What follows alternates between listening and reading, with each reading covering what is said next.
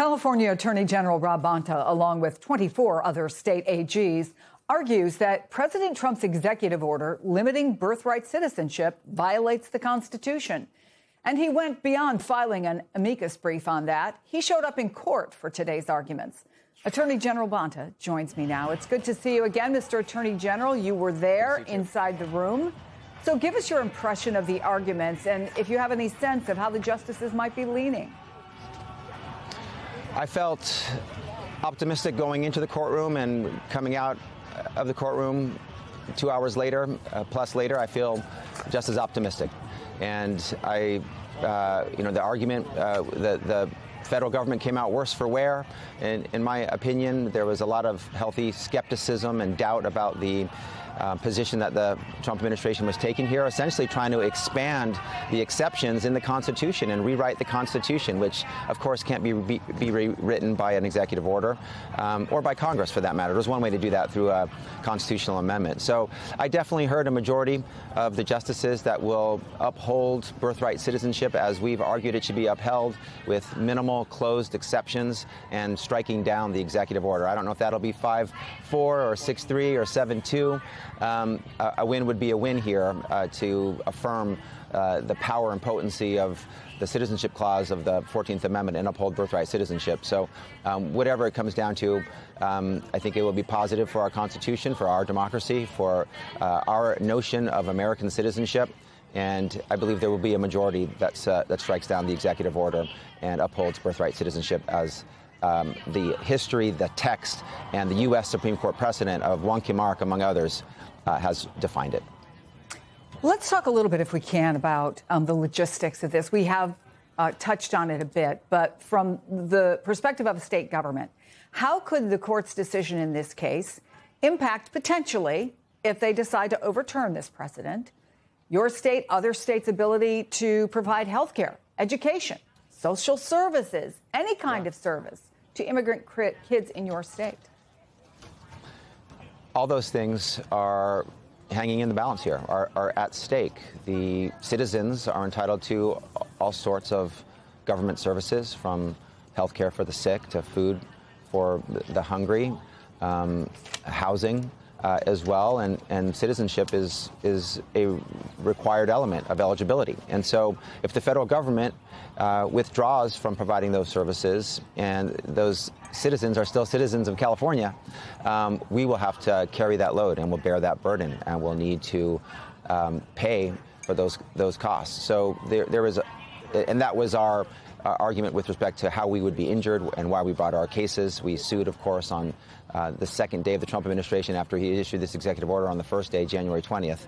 And that is how we will be harmed if birthright citizenship is somehow undermined by the U.S. Supreme Court in this case. Can you expand a little bit about that harm? Because I think people are wondering, what would this mean? I mean, in California, I think it's 28% of your residents are immigrants. That's according to the Public Policy Institute of California. That's not necessarily the number of people that would be impacted. But what makes you most nervous about this? Is it practical? Is it about what it says about us as a country? Is it everything you can possibly think of? All of the above. It's about the notions of citizenship and who is an American, who is an American citizen. It's about the cost, of course, to California. It's about the treatment of babies born, kids born in California. There's 20 to 24,000 of them every year that are entitled to birthright citizenship who going forward would not have it. What does that mean? They can be deported immediately. They can never work legally. They can't have a Social Security number or a birth certificate, or can't be a citizen. They won't be able to serve on a jury, run for elected office. They, obviously can't work lawfully either. So all sorts of impacts, and they can't receive the federal benefits that they deserve if they were considered citizens, as they should be under the Constitution, and California will have to fill that gap. So it is how we will change as a country. We created a rule that if you're born in the United States, you're a citizen of the United States, period, full stop, with minimal limited exceptions. And that means that you are part of our future. You are part of making us stronger, making us better, participating in our democracy, being an engaged citizen, voting and serving on juries and running for office and speaking up and speaking out to make us better and more fair and more just as we go forward. So all that would be lost. So some of it is about what it means to be an American. Some of it is about who we are as a nation. Some of it is practical. And a lot of it is humane, about how we treat our children and the benefits and rights and privileges we afford them. So President Trump, I don't need to tell you, was there in court. I don't know if you were able to see him. I did. Well, I wonder what your observations were and why you even think he was there. We were in the same row. And so I saw him. Quite a few folks it seemed were sneaking peeks over at him. He seemed to, he sat quietly and, was looking down at times from what I observed, and, seemed to be part of what the rest of the crowd was a part of, listening to the argument. He left a little early.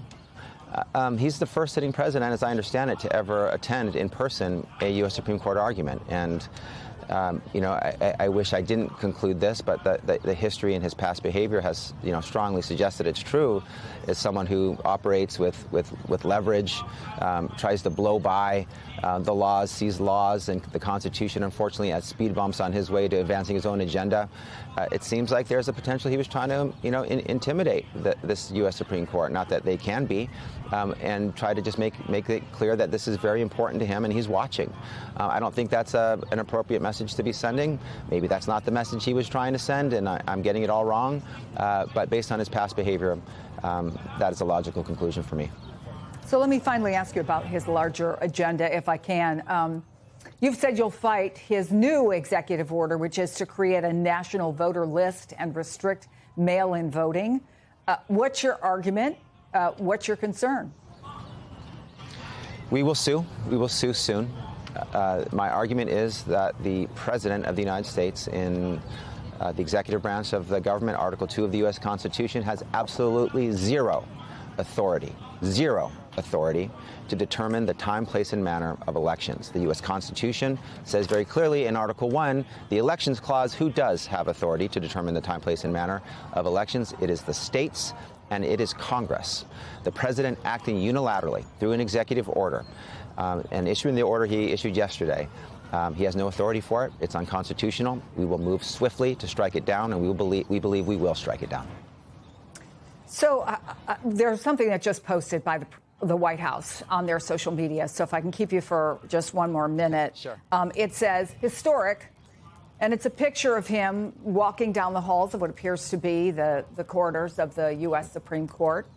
President Donald J. Trump attends U.S. Supreme Court oral arguments on birthright citizenship, the first sitting president ever to do so.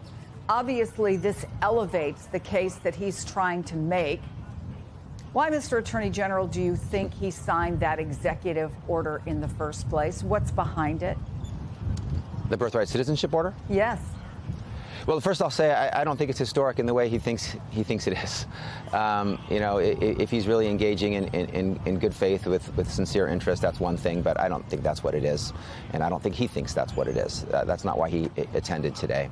But why did he sign this executive order? He signed it on day one, by the way. One of the first things he did, he literally raised his hand and swore to uphold the law and the U.S. Constitution, and then went into another room and signed an executive order that violated the Constitution, tried to rewrite the U.S. Constitution with the stroke of a pen in an executive order. You cannot do that. There is a way to amend the Constitution. You got to get 2/3 of each house. You got to get 3/4 ratification or have a constitutional convention. He's doing none of that. Why is he doing this? Because he's trying to advance his cruel and inhumane agenda, immigration agenda, which is attacking immigrants in so many different ways. And look at what they're saying about this executive order. They're using very insulting and derogatory terms like anchor babies, and talking about birth tourism, and trying to create this image without a lot of factual basis of immigrant invasions and how we need to protect ourselves from these attacks. And what they're really attacking is the U.S. Constitution. And the founders, at least this was in 1868 with the amendment, the 14th Amendment, they spoke spoke very clearly about the fact that if you're born on American soil, you are an American citizen. No president can change that. It can only be changed through a constitutional amendment, and I believe this executive order, for whatever reason it was brought, whatever cruel or inhumane reason, whatever part of the Stephen Miller agenda they're trying to advance, it will be struck down after today's hearing in the order that will soon come.